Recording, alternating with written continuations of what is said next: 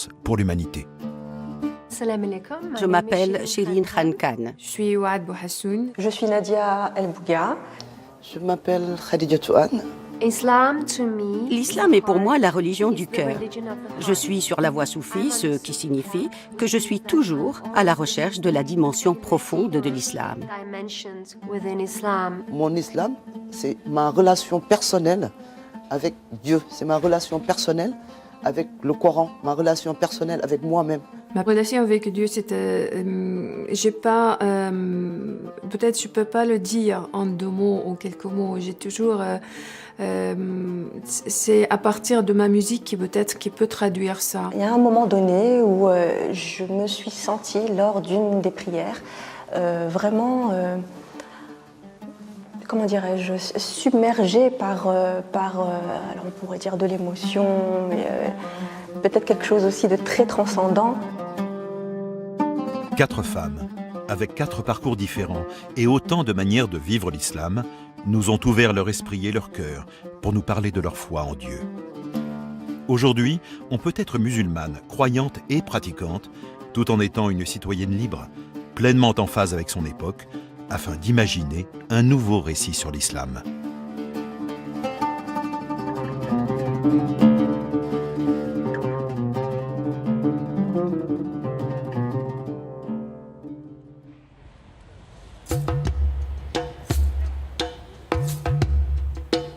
C'est au musée du Quai Branly que nous avons rencontré Kadi Han.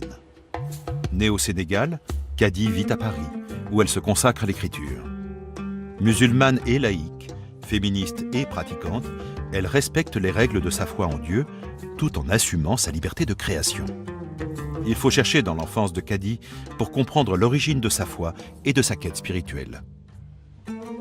Donc, ma famille était musulmane, mes parents étaient croyants, pratiquants, surtout mon père qui tenait une école coranique pour adultes. Et mon père nous expliquait que dans l'islam, on donnait une place très importante à la femme. Et il nous donnait comme exemple Khadija, donc, celle dont je porte le prénom d'ailleurs, qui était donc la première femme du prophète Mohammed sallallahu alayhi wa sallam, qui elle travaillait. Donc mon père prenait exemple sur cette Khadija-là et nous disait, vous voyez, si elle a travaillé, si elle a employé son mari, qui est quand même le prophète, ça veut dire que les femmes ont le droit de travailler. Moi, je vous ai mise à l'école, ta sœur et toi, pour que vous puissiez avoir un diplôme plus tard, que vous puissiez être financièrement indépendante. C'est que comme ça que vous pourrez vivre votre vie d'individu, pas de femme, mais d'individu, d'être humain. Donc tous les gens du quartier venaient, et mon père donc, était devant, il dirigeait la prière. Et après, c'était des discussions à n'en pas finir sur l'islam. Et je me souviens de ma mère d'ailleurs qui après disait, mais ils ne rentrent pas. Qu'est-ce qui se passe là? Qu'est-ce qu'ils attendent? La prière est finie. Mais mon père disait, mais non, on discute. Et les gens restaient, ça devenait même des discussions au-delà de la religion. Donc il parlait d'autres choses, de la vie de tous les jours. Mon père vivait son islam comme une sorte de philosophie de vie. C'est de ce point de vue-là que je me suis forgée aussi, beaucoup plus tard, parce qu'à ce moment-là, je ne pratiquais pas. C'est bien plus tard que j'ai commencé à pratiquer. C'est après 30 ans que j'ai commencé à prier. Je me suis levée, j'ai fait mon bain de purification. Donc on m'a prêté un tapis. J'ai mis le tapis par terre, j'ai commencé à prier. Au départ, c'était pour demander à Dieu de me trouver un emploi. Et quand le reste de ma famille m'a vu prier, tout le monde était mort de rire. Et tout le monde disait, elle ne va pas continuer. Mais je ne sais pas ce qui s'est passé en moi. À partir de ce moment-là, j'ai senti le besoin de continuer de pratiquer. Et je devais avoir 32 ou 33 ans. Et depuis, je n'ai jamais cessé de pratiquer. Et je me sens très bien. Quand je prie, je me sens bien. Et je me dis que tant que ce n'est pas un fardeau que je vais vivre, tant que l'islam ne m'apporte pas des règles qui m'empêchent d'évoluer dans le monde où je vis, en France par exemple, j'ai une vie sociale, une vie culturelle, je travaille, j'ai un métier, donc je n'ai aucun souci par rapport à ma vie en tant que musulmane en France, donc un pays laïque. Bien au contraire, je me sens même laïque en France. Et j'ai un comportement de quelqu'un qui est dans la laïcité, que je respecte.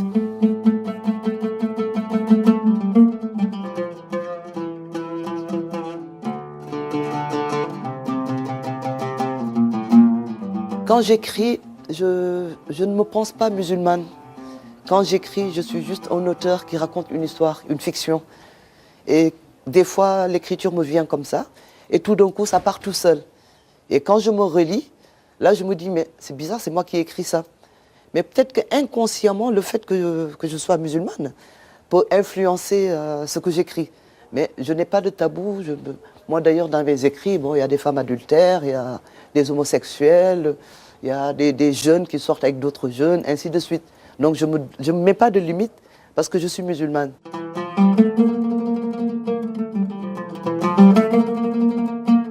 Ce que j'ai remarqué chez les femmes musulmanes que je connais, c'est une sorte de pratique apaisée de l'islam, on va dire. Autant les hommes peuvent parler de l'islam en essayant de... Parce qu'ils sont des hommes aussi, ils essayent de se tirer la bonne part sur eux-mêmes. Autant ils peuvent parler de l'islam en étant très durs, en étant très rigoristes. Autant les femmes que je connais en tout cas, pratiquent leur islam d'une manière très, j'allais dire linéaire, mais ce n'est pas le mot, d'une manière apaisée, j'ai envie de dire.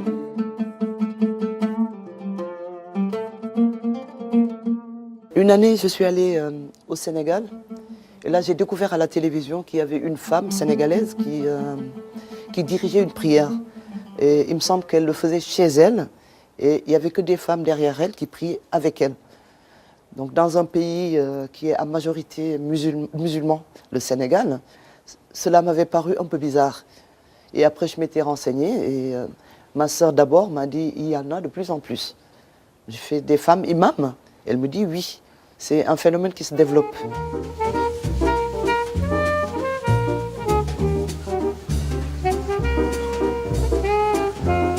Des femmes imams existent bel et bien. Nous avons rencontré l'une d'entre elles au Danemark, Shirin Khan.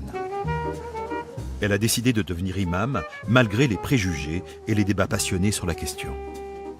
Shirin Khan est devenue une célébrité à Copenhague et officie dans sa propre mosquée, située dans un quartier chic de la capitale danoise.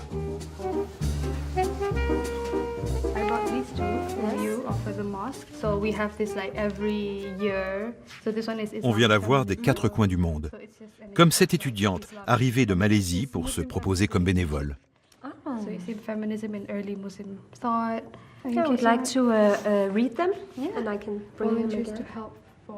Dans cette mosquée se tiennent prières, méditations et débats. Je suis la fille d'une immigrante finlandaise. Ma mère vient d'un petit village de Finlande. Mon père, lui, est un réfugié politique venu de Syrie. Il est musulman. Il a dû fuir au Danemark parce qu'il était opposant au régime de Hafez el-Assad. Je suis née donc entre Est et Ouest, entre christianisme et islam. Et depuis mon plus jeune âge, j'ai compris que ma mission dans la vie était d'équilibrer les différences.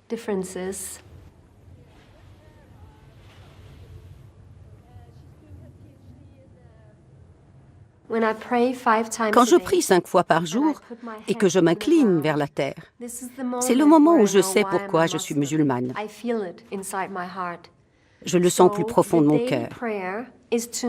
Les 5 prières quotidiennes sont pour moi le rappel de l'unicité et de la multiplicité, le rappel du mouvement entre tawhid et multiplicité.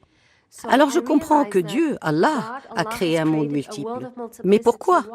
Parce que Allah veut que nous acceptions la multiplicité. Mais alors, que signifie vouloir accepter la diversité et la multiplicité ? Cela signifie inclure toute l'humanité dans son amour et admettre que son frère ou sa sœur soit juif ou chrétien, hindou ou bouddhiste.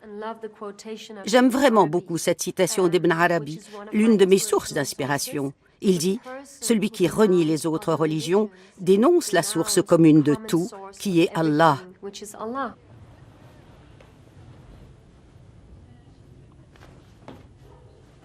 Ma vision d'une mosquée avec des femmes imams remonte aux années 99-2000.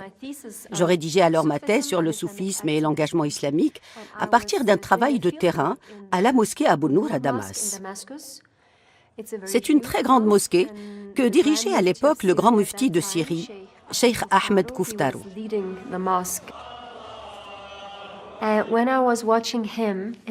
C'est en l'observant dans cette mosquée, vendredi après vendredi, c'est en voyant tous ces gens le vénérer, que j'ai commencé à me demander comment ça serait si le grand mufti était une femme, si le grand imam, ou même simplement l'imam, était une femme.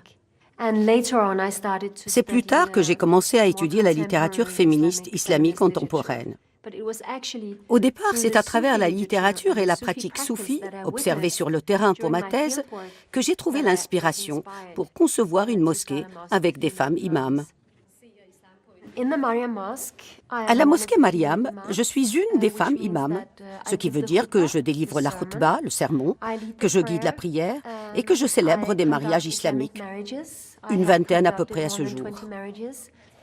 Être imam, ce n'est pas une décision que j'ai prise en une nuit. Ce n'est pas une idée brillante que j'aurais eue en une nuit. C'est le produit de 15 ans de travail acharné dans la communauté musulmane. J'ai pensé que le temps était venu. Et je ne sais pas exactement quel a été le déclencheur. Je pense que j'étais à Istanbul pour donner une conférence et au cours de cette conférence, j'ai abordé le sujet des femmes imams. C'est là que j'ai rencontré Saliha Maria Fetteh à ce même voyage à Istanbul. Elle faisait elle aussi partie de la conférence. Nous étions les deux seules femmes au milieu d'un panel d'imams, des hommes venus de tout le Moyen-Orient et du Danemark. J'ai décidé d'introduire mes idées à propos des imams femmes. C'était l'endroit idéal pour le faire, devant tous ces imams du Moyen-Orient. J'ai demandé à Saliha si elle pouvait s'imaginer aller dans une mosquée tenue par des femmes imams, si elle pouvait s'imaginer être elle-même une imam dans cette mosquée. Elle a répondu qu'elle serait d'accord pour être imam. Et c'est comme ça que nous avons fondé ensemble Femmes Imams. Psychothérapeute de formation, impliquée dans la lutte contre les violences faites aux femmes, Shirin Khan a fondé la mosquée Myriam en août 2016. Depuis, elle y dirige le prêche du vendredi.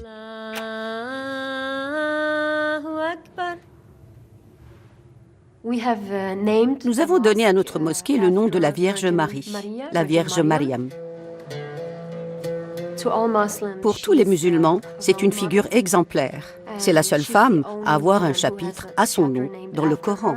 Plus important encore, elle est le symbole de l'unité. Mais nous avons nommé notre mosquée Mariam pour rendre aussi hommage à toutes les grandes érudites et penseuses philosophes et poétesses de notre tradition musulmane.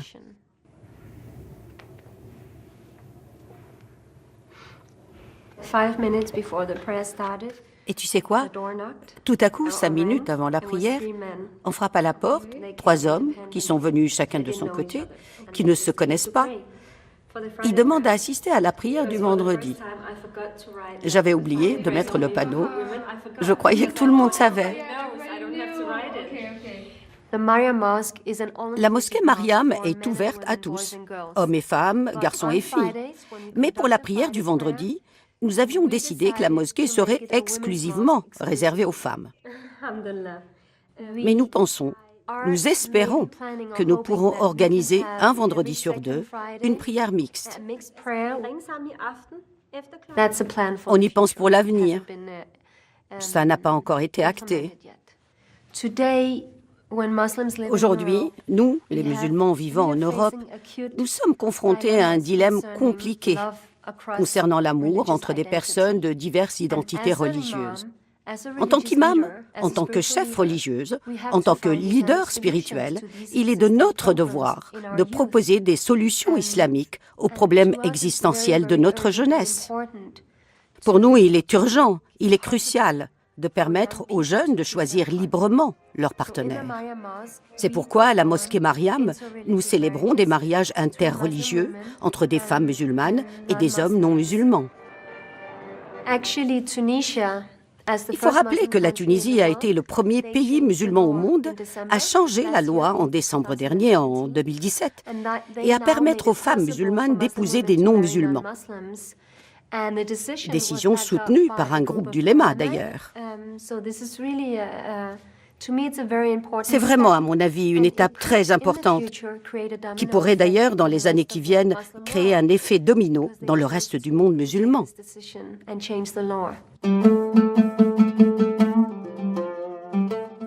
Le Coran repose sur l'idée de base d'une égalité entre les êtres humains. Il repose donc sur l'idée de base d'une égalité entre les sexes. Par conséquent, on peut en conclure que ce qui est vrai pour l'homme l'est aussi pour la femme. Historiquement, les femmes imams, ce n'est pas un phénomène nouveau. Dans la première maison mosquée de la civilisation islamique, qui était celle de notre bien-aimé prophète Mohammed, des femmes, en réalité, guidaient la prière d'autres femmes. Aïcha l'a fait, Salama aussi, après la mort du prophète dans sa maison mosquée. Il y a aussi les hadiths qui rapportent que le prophète se rendait volontiers à la maison mosquée de Muaraqa. Elle était très célèbre et reconnue pour ses remarquables récitations et pour sa parfaite connaissance de l'islam. C'est le prophète lui-même qui lui avait demandé de guider la prière pour les gens de sa maison. Alors, que s'est-il passé pour qu'aujourd'hui, en 2018, certains musulmans refusent aux femmes le droit de prêcher l'islam, d'être des guides spirituels ou de donner l'exemple en tant qu'imam? Que s'est-il passé pour qu'on les empêche de diriger la prière et de délivrer la khutba à la mosquée? Pour moi, les femmes, effectivement, peuvent changer vraiment la perception et les représentations que l'on a de l'islam aujourd'hui. Les femmes doivent prendre leur place dans tous les domaines possibles et imaginables. Et la sexologie en fait partie. Après des études de sage-femme, Nadia El Bouga s'est spécialisée dans la sexologie, un domaine qui la passionne. Le fait d'être issue d'une famille marocaine l'a tout de suite éveillée à certaines problématiques des sociétés musulmanes. Dans son cabinet, comme dans l'émission qu'elle anime sur Radio Beurre, Nadia s'emploie à répondre aux questions de ses patients et de ses auditeurs. L'avantage que j'ai eu, enfin moi je prends ça comme une chance, c'est d'avoir eu des parents très ouverts sur leur culture, mais également sur la culture d'accueil, c'est-à-dire la culture française. Donc j'ai eu cette chance en fait de pouvoir évoluer, de pouvoir me construire dans une famille où il n'y avait pas de tabou, il n'y avait pas de non-dit, ce qui est quand même assez rare dans le contexte maghrébo-arabo-berbéro-musulman.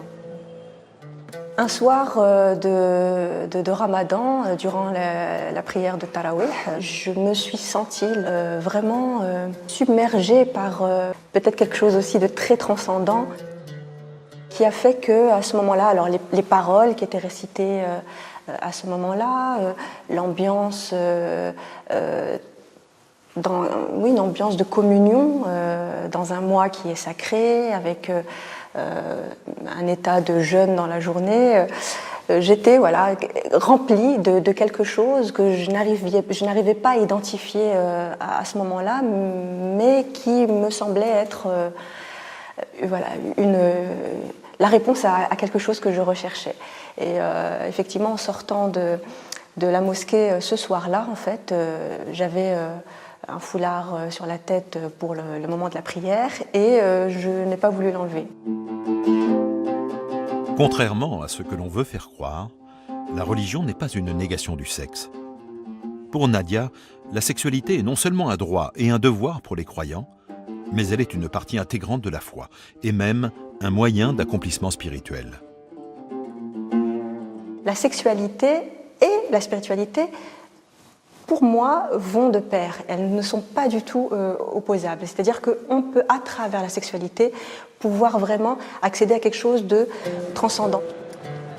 Lorsque j'ai exercé en tant que sage-femme, et même bien avant, durant mes études de sage-femme, j'ai découvert vraiment un monde arabo-musulman sur la question de la sexualité qui est complètement chaotique.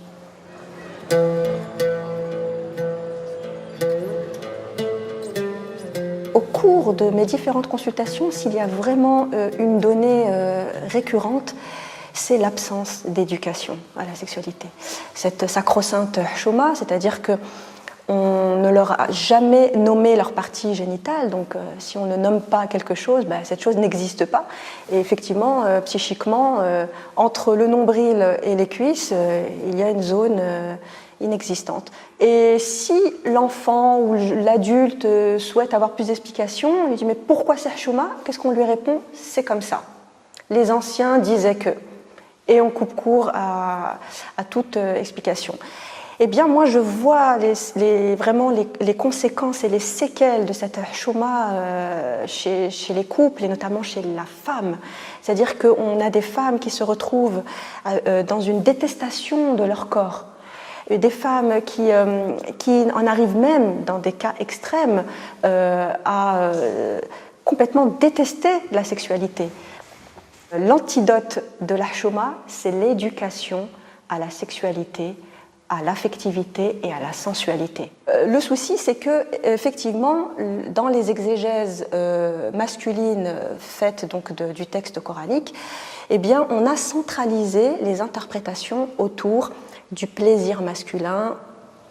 Je crois profondément en la nécessité d'avoir une exégèse féminine. C'est-à-dire, d'ailleurs, Ibn Arabi le disait, là où la féminité là où le féminin est absent, là où la femme est absente, il n'y a guère de salut. Donc, c'est valable pour les exégèses. C'est-à-dire que le texte sacré ne peut pas être uniquement interprété et compris par une partie de l'humanité. Il y a un réel travail à faire pour redonner ces titres de noblesse au corps de la femme, à la femme, au plaisir de la femme, au désir de la femme.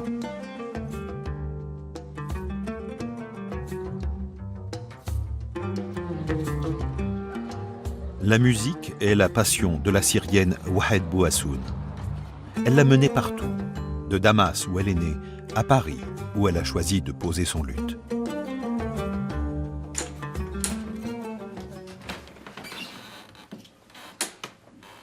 Sa vie, comme son parcours, reste liée au chant et à son instrument de prédilection, le luth, oud en arabe, qui ne la quitte jamais.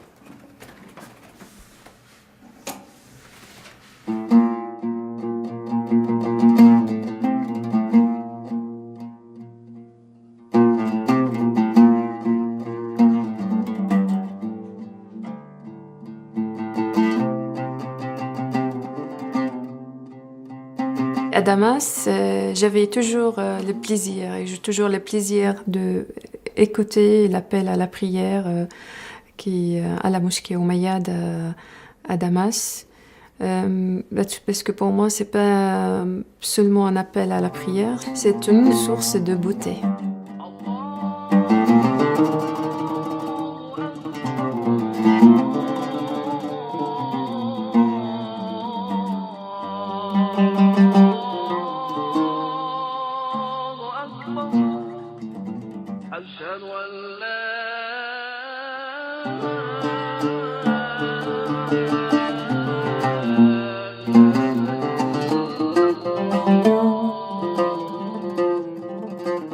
Il y a plusieurs confréries soufis à Damas. Il y a des enregistrements, il y a des muezzins qui ont déjà des études en Égypte.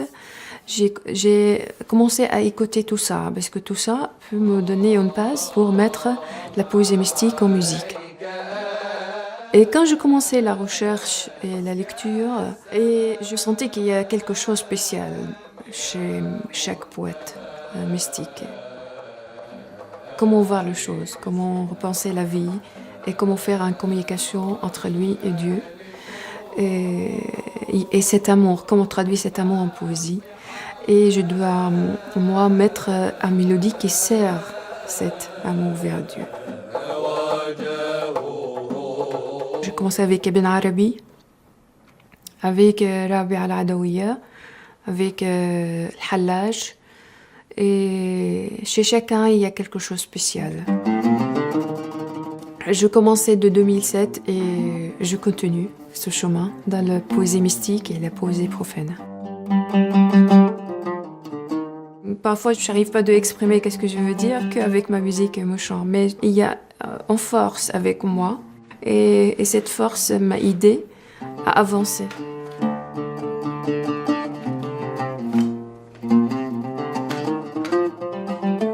C'est la musique ou la voix. Avec cette peut-être intermédiaire, je peux communiquer avec Dieu. À l'âge de 7 ans, son père lui offre un luth. À 11 ans, elle donne son premier concert. Et depuis, les prestations s'enchaînent, en solo ou en compagnie d'autres musiciens.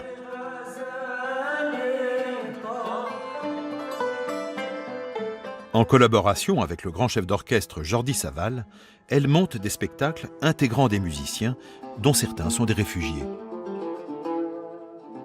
La musique, pour moi, c'est le sang qui coule dans mon corps.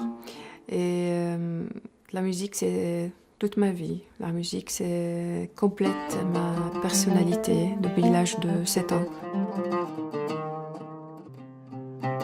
Mon instrument, par exemple, c'est un ami. C'est un amour. Elle voyage avec moi, elle est à côté de moi quand je travaille ici, à la maison. Et je fais attention à lui. Parce que la relation entre moi et cet instrument, c'est pas seulement un instrument qui est fabriqué de bois. Pour lui aussi, c'est un musicien. On fait quelque chose ensemble. Et si je suis triste, lui aussi est triste. On peut traduire ça avec des mélodies tristes.